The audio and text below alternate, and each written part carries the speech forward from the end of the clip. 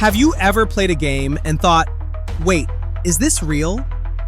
The graphics are mind-blowingly realistic. The worlds feel alive and the characters look almost human. Get ready, these are 20 most realistic graphics games ever made.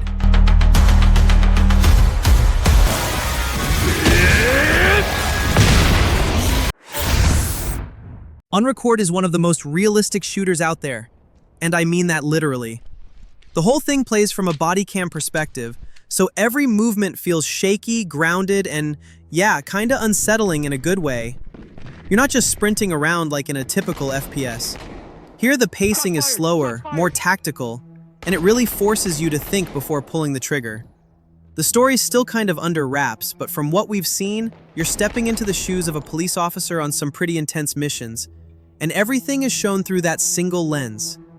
It's not just a gimmick either. The devs nailed the animations, the lighting, even how the gun moves when you breathe. Honestly, it blurs the line between game and real-life footage in a way that's hard to ignore. And man, the gunfights, they're raw. No fancy HUD, no big crosshair, just you, your weapon, and the environment. Every shot feels risky because, well, you don't have that usual game safety net. If you're into immersive shooters that make you sweat a little, Unrecord is going to be on your radar for sure.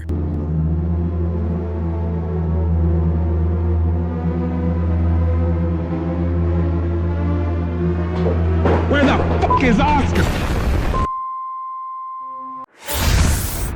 Senua's Saga, Hellblade 2. This one's wild. It's set in 10th century Iceland, and man, the detail here is insane. Like, they used real-world photogrammetry to build those environments, so every rock, every cliff feels almost too real. You're not just walking through a map, you're inside this bleak, volcanic world that feels alive and honestly, kinda hostile. Now, gameplay, this isn't your usual hack and slash deal. Fights are super intimate, one-on-one duels, every swing matters. There's no room for button mashing here, timing is everything. And the way they blend combat with the narrative, it's not just action for action's sake. It's tied to Senua's struggle, her journey, her fight to overcome what's in her head and what's right in front of her. And speaking of her head, this game dives deep into psychosis, just like the first one, but even heavier. You're hearing voices, seeing things that may or may not be real, and all of it is presented in this hyper-cinematic way. Unreal Engine 5 is doing some serious heavy lifting here. The facial capture, the lighting, honestly, it feels like you're playing through a film. Here's the deal. Battlefield is coming back, and it's not just some small update. We're talking about a full-on modern warfare experience that's leaning hard into chaos. Big maps? Yep. Massive destruction? You bet.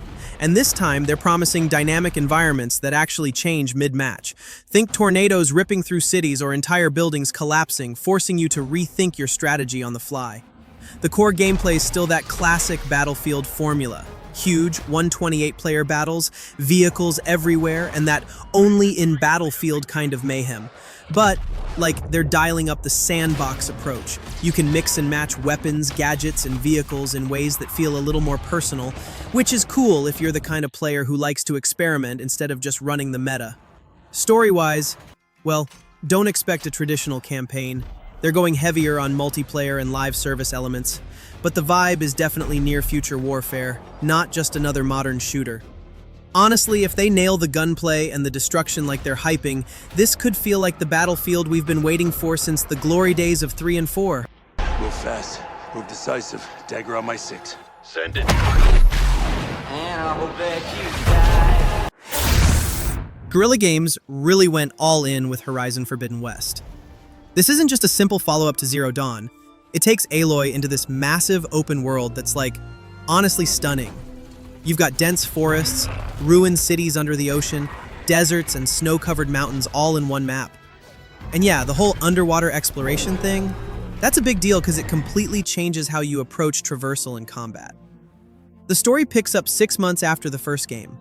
Earth's ecosystem is collapsing, and Aloy's chasing down answers before everything dies out. She's not just fighting robots anymore. There are factions, secrets about the old world, and, well, a bigger threat that's way scarier than Hades ever was. Combat's way more layered now. You've got new melee combos, elemental ammo, and bigger, crazier machines like the Tremor Tusk and Slitherfang. Plus, there's that shield wing glider, which makes exploration feel way smoother. The way you can climb almost anything now kind of feels like they took notes from other big open-world titles and added their own twist. Honestly, if you like Zero Dawn, this one feels like the devs basically said, okay, let's do everything bigger and better.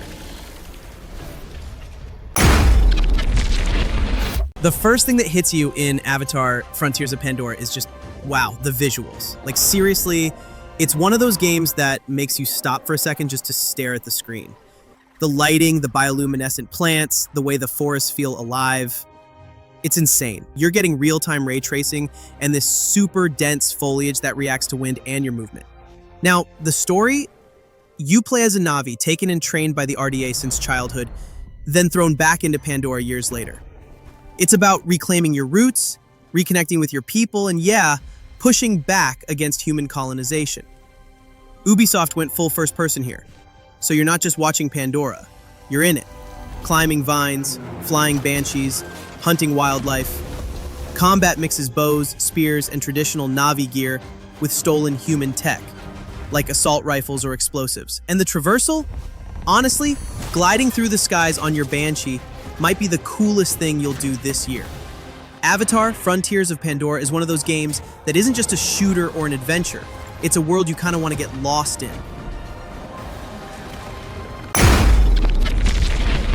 Tekken 8. This one's really stepping up the fight with next-gen visuals and mechanics. The visuals immediately grab your attention. Characters and arenas look insanely detailed, like you can see sweat on their faces during combos. The new heat system lets you pull off these devastating moves, and the updated rage system actually makes comebacks feel epic instead of cheesy. Gameplay is tight as ever. Whether you're in story mode, hopping into Arcade Quest, or messing around in Super Ghost Battle, every fight feels dynamic. And yeah, Tekken Ball is back, so there's still that goofy fun when you just want to throw a ball instead of punches. Story-wise, the Dark Awakens campaign dives deep into the Mishima Saga. Characters have weight, motivations, and the cutscenes are cinematic enough to almost feel like watching a movie. Online modes like Fight Lounge keep things fresh, letting you test your skills against real players while customizing your fighter. Character roster's huge, 32 fighters, each with unique martial arts styles. Season 2's added characters shake things up, though some, like Fakam Ram, spark debate in the community. But honestly, it adds layers to the strategy and keeps hardcore fans engaged. Forza Horizon 5 is pure freedom on wheels. You're not just racing, you're exploring Mexico in arcade-style driving that still feels grounded. Each biome changes the way you handle your car. Muddy jungles slow you down, volcanic peaks let you max speed. Every drive can feel like a new experience. Final Fantasy XVI. First thing that hits you is the world. Valisthea is massive and insane to look at. Those towering mother crystals just dominate the skyline, casting this magical glow that makes the land feel alive. Cities, forests, battle-scarred plains, it's all detailed enough that you kind of forget you're controlling a game sometimes. Gameplay's real-time now, so no more turn-based waiting. You're Clive Rossfield, and combat's all about timing, combos, and pulling off iconic abilities that let you summon massive summons in the middle of fights. It's fast, fluid, and honestly feels way more like an action RPG than anything past in the series. Story-wise, it's kinda dark but engaging. Clive's life is ripped apart, and he's chasing revenge, justice, and answers across Valisthea. The dominants and icons aren't just set dressing, they really change the way you experience the world and the conflicts. There's political intrigue, betrayal, and those big cinematic moments that make you lean in. Square Enix went all in on this one, blending cinematic presentation with intense gameplay. It's like they wanted the ultimate modern Final Fantasy, a mix of story, spectacle, and actual gameplay that keeps you hooked. Marvel's Spider-Man 2. This time you're not just swinging as one Spider-Man, you're juggling both Peter Parker and Miles Morales. Peter's got his classic moves, Miles brings in those electrifying Venom powers, and the new web wings let you glide through New York like never before. Speaking of New York, the city's bigger and busier than ever. You've got Brooklyn, Queens, and all the iconic spots like Coney Island. Dynamic weather and day-night cycles really make the city feel alive. And every rooftop, alley, and street corner is packed with things to explore or swing through. Story-wise, things get intense. Kraven the Hunter turns the city into a hunting ground. And when Venom bonds with Harry Osborn, Peter and Miles face some real emotional and physical challenges. It's darker, it's high stakes, and it keeps you hooked from start to finish. The gameplay itself is insane. Fluid combat, acrobatic moves, and side missions that keep you swinging, exploring, and testing your skills constantly. Whether you're sneaking around, battling foes, or racing across the skyline, it feels fresh the whole way through. Alan Wake 2 hits hard with survival horror, but it's not your typical jump scare game. You're controlling two characters, Alan Wake himself, trapped in some alternate reality, and Saga Anderson, an FBI agent investigating ritualistic murders in Bright Falls. The cool thing is, each character plays totally differently, so it keeps the tension fresh and unpredictable. Combat's all about light, literally. You gotta manage limited resources and use light as your weapon against these dark, twisted enemies. It's tense, it's strategic, and the atmosphere is just heavy in all the right ways. The darkness actually feels threatening, not just scary for show. Story-wise, it's wild. Alan's writing kind of bleeds into reality, so what he writes can change the world around him. Meanwhile, Saga's digging through the mystery in Bright Falls, trying to figure out what's causing all this chaos. Everything else just adds to the immersion. The sound design, the visuals, the pacing, it all makes you feel like you're part of this dark, twisted narrative. Remedy really went all in on crafting a horror experience that's as smart as it is scary. Number 10. WUCHANG, Fallen Feathers is one of those dark fantasy action RPGs that just kind of pulls you in the moment you see it. Like, the atmosphere is so heavy it feels almost like a mix between traditional Chinese folklore and the kind of gothic vibe you get from Souls-like games. You're playing as this mysterious warrior, cursed by a strange feather disease, and every step you take feels like a fight against time and corruption. What's really striking is the world, crumbling villages, eerie temples, and these haunting enemies that don't just look terrifying, but actually carry stories of their own. You know, it's not just about combat, though the combat itself is weighty, deliberate, and punishing in the best way. It's also about unraveling this mystery of why the land is decaying, and what the curse really means for WUCHANG herself. And the weapons, like every slash, every dodge, feels earned. If you're into games that challenge you both in skill and in patience, this one honestly feels like it's built for you. It's grim, it's intense, and it's definitely unforgettable. Number 9. Gran Turismo 7 is, not just another racing game, it's kind of like a celebration of the entire culture of cars. The moment you jump in, you're surrounded by this insane attention to detail. Like, every car model feels handcrafted, every sound of the engine is tuned so perfectly that you almost feel like you're really behind the wheel. What's really impressive is the way it blends realism and accessibility. You can just hop in and enjoy a casual race, or if you're the type who loves tinkering, you can spend hours customizing, tuning, and testing every little piece of your ride. And the tracks, yeah, they're not just backdrops, they feel alive, with weather changing dynamically, forcing you to adapt mid-race. There's this kind of thrill when you're overtaking in the rain, tires slipping just enough to make you sweat. It's both a test of precision and patience, but it rewards you with that rush when you finally master a lap. More than just a game, it feels like a love letter to car enthusiasts, whether you're a casual driver or a full-on racing fanatic. Number 8. The Last of Us Part 2 is like one of those games that stays with you long after you put down the controller. It's not just about survival in a broken world, it's about the messy, complicated emotions that come with revenge, loss, and, trying to hold on to a piece of humanity when everything around you has fallen apart. The storytelling is brutal, raw, and so intimate that you almost feel like you're living inside these characters' heads. The environments are stunning but haunting, abandoned cities overrun by nature, quiet moments that feel almost peaceful before chaos hits. Combat is tense and unforgiving. Every bullet feels like it matters, and every decision kind of weighs on your conscience. What's really powerful is how the game forces you to see both sides of the story, pushing you to question your own sense of morality. And yeah, the emotional weight, it's heavy, it's heartbreaking, but at the same time, it's beautiful in its honesty. It's not just a game, it's an experience that challenges you on a deeper, almost personal level. Number 7. Cyberpunk 2077 is Honestly, like stepping into this wild neon dream where every street corner tells a different story. Night City feels alive, buzzing with people, lights, and that kind of chaotic energy where you never really know what's waiting around the corner.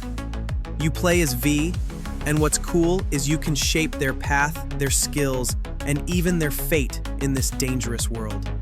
The game kind of throws you into this mix of high-tech cybernetics and gritty street survival, where choices don't just change missions, they reshape entire storylines.